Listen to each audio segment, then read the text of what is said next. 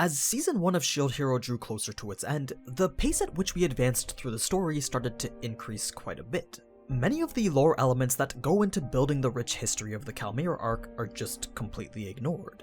Those elements help us to better understand what exactly is happening during this once-in-a-decade event. There's more to it than simply just monsters spawning more frequently, and although it may not be entirely prevalent to the overall story, it does help to enrich the ever-growing world of Shield Hero.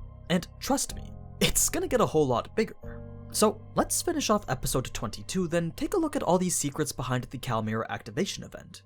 But first, I often get asked in the comments what I use to read the source material for all the isekai that I talk about. Well, the answer to that would be Bookwalker, and I'm very happy to announce that we've partnered together. In case you didn't know, Bookwalker is probably the best platform that you can use to read English translated digital manga and light novels, with a selection that covers pretty much every anime series that I talk about on my channel. Shield Hero, Overlord, ReZero, Goblin Slayer, all these titles and more are available on their platform. So with Bookwalker, you can read the digital version of the Shield Hero light novel or manga, and see for yourself what exactly the anime skipped. It might be better than waiting another month for my next video.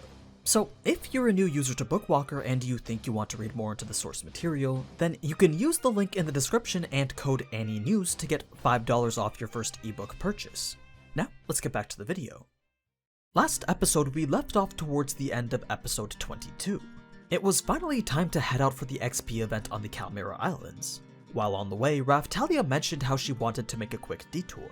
Now, for Raphtalia to speak out and make a request like this was rather rare, so Naofumi decided to allow it. The closer they got to the destination, the more ruined the area became. Houses had no roofs and everything looked as if it had been burned down. But more than anything, not a single person could be seen.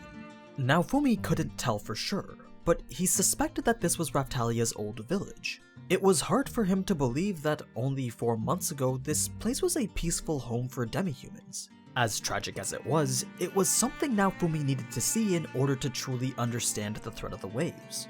It showed him that this is what happens when he doesn't do his job properly, and in a way it kind of motivated him. Now, the reason Raphtalia came to her village was so that she could give Rafana a proper burial. She felt the need to find a fitting spot for her childhood friend to rest. Anywhere would have been better than that noble's basement, but perhaps here, in the place where she grew up, Rafana could finally find peace. Raphtalia found a spot close to her parents' grave. With the help of Naofumi, she dug a hole then laid the bones inside.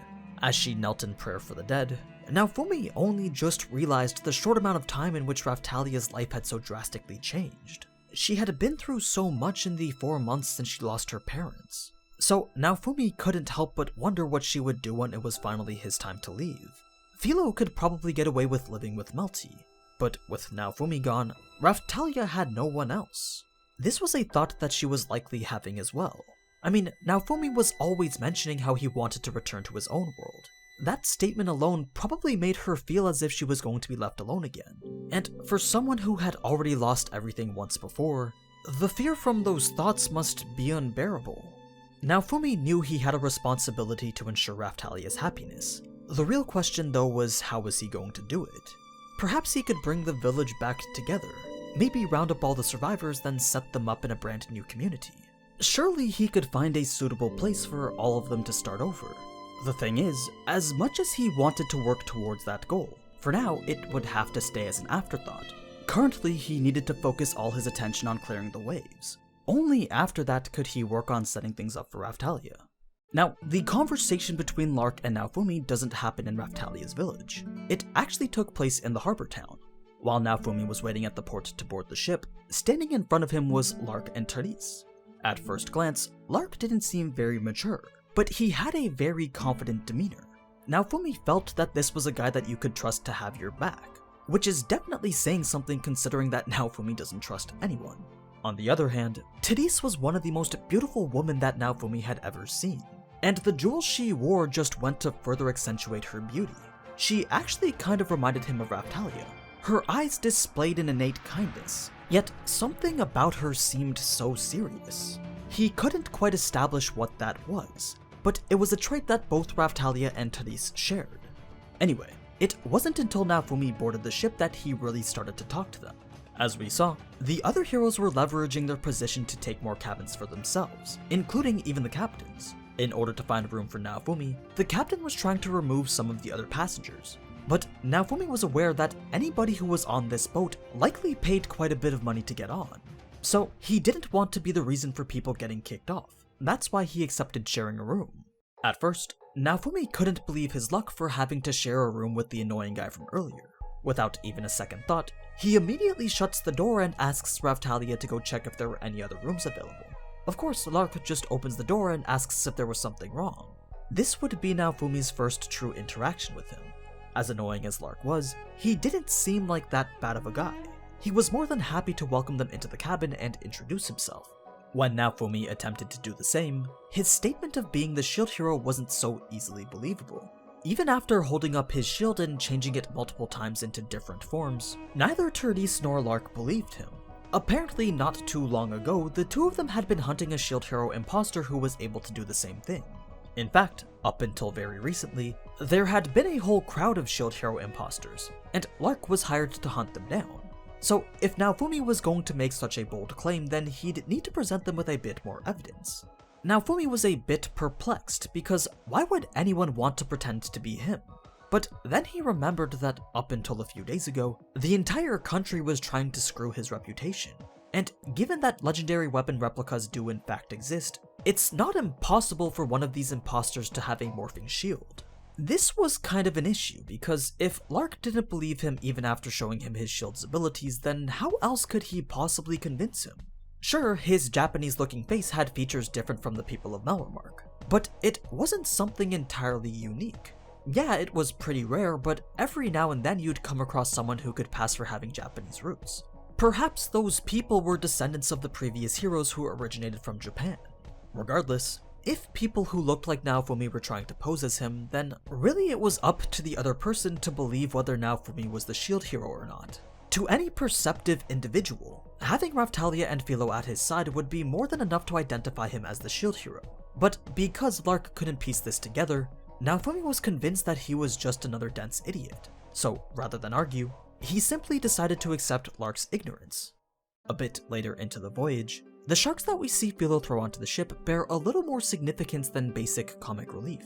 Naofumi used these sea creatures as materials to unlock the blue shark shield and the bite shark shield, respectively granting the skills of swimming and naval combat. Although naval combat wasn't specific as to what it improved, Naofumi assumed it affected his abilities while fighting on water. It was a convenient skill to pick up considering what happens in the later episodes. After finally reaching the Cal Mira archipelago, Naofumi noticed how the mainland was significantly bigger than the maps had made it out to be. For perspective, it was at least the same size as Hawaii. Now, back at the docks, Naofumi was the only one of the four heroes capable of doing anything after the boat ride. Apparently, the storm the night before was so severe that the ship rocked all night and barely anyone could get any sleep. There was even a point where the ship looked as if it was about to sink. Here's the thing though, storms of that magnitude were rather rare. It was likely a side effect of the waves of destruction, which, if true, is rather interesting because that would imply that the waves have passive side effects on the natural state of the world. Anyway, because Naofumi was the only able-bodied hero, he was responsible for greeting the noble in charge of the island, the Earl of Habenberg.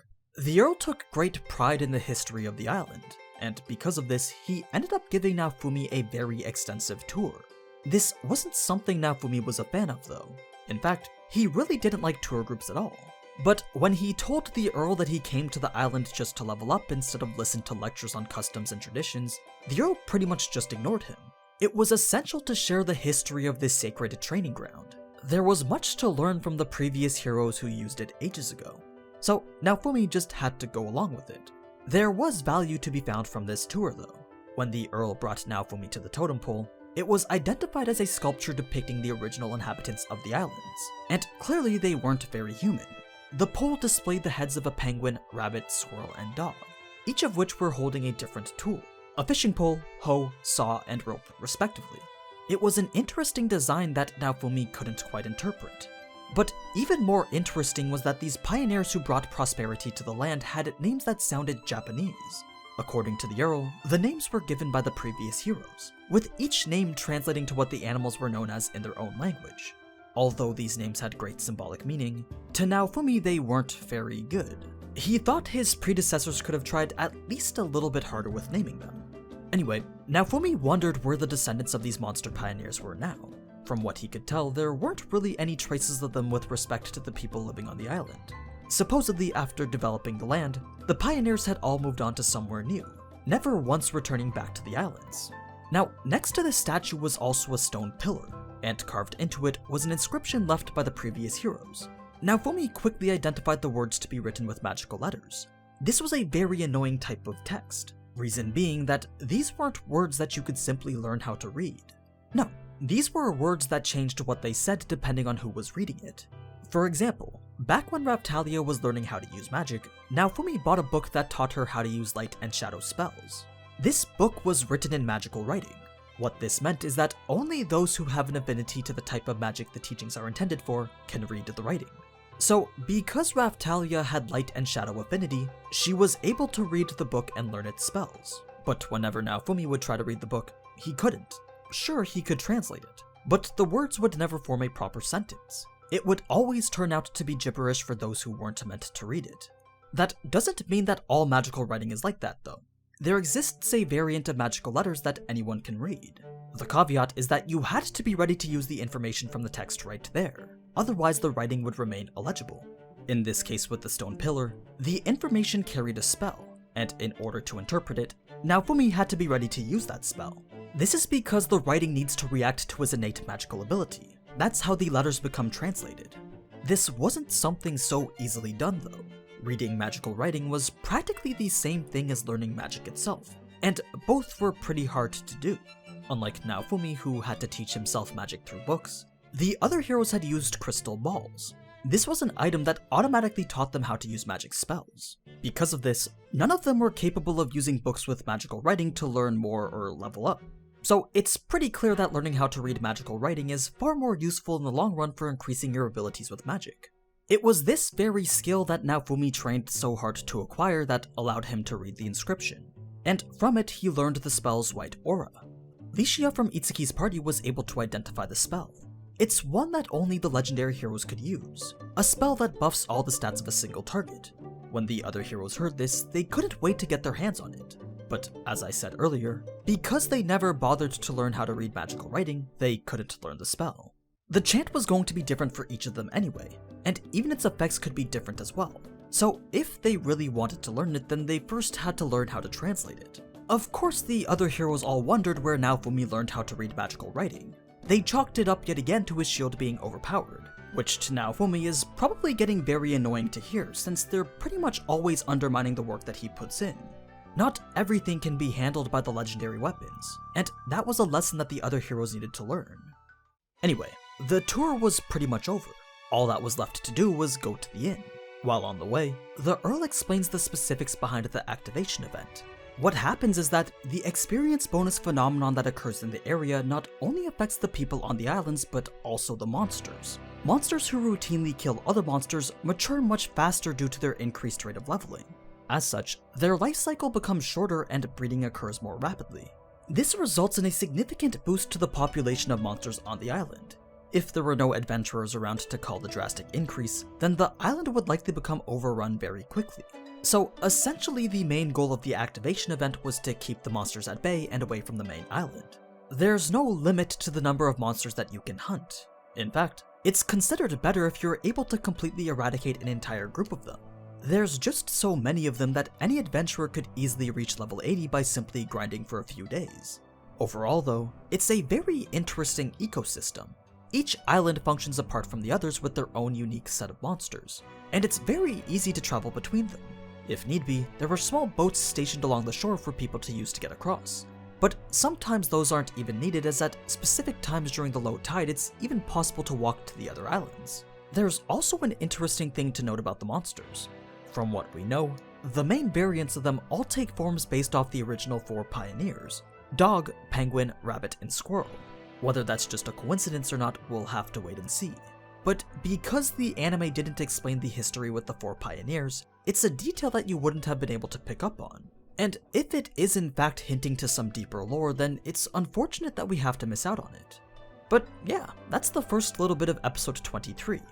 As I said in the beginning, the more we get closer to the end of Season 1, the more skipped content there's going to be, and because of that, covering entire episodes may become a multi-video thing.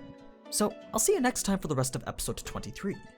Now, before I go, don't forget that if you're new to Bookwalker and want to read more into this Shield Hero source material yourself, then you can use the link in the description and code AniNews to get $5 off your first ebook purchase. And if you've already read up to the latest Shield Hero novel, then you can pre-order the newest 16th volume coming out on March 15th. It's honestly a great way to support both the industry and my channel, especially if you're someone who's looking for an easy way to start reading new light novel or manga. Now, as always, thank you so much for watching, and if you enjoyed this type of anime content, then you already know what to do. So, until next time, ciao!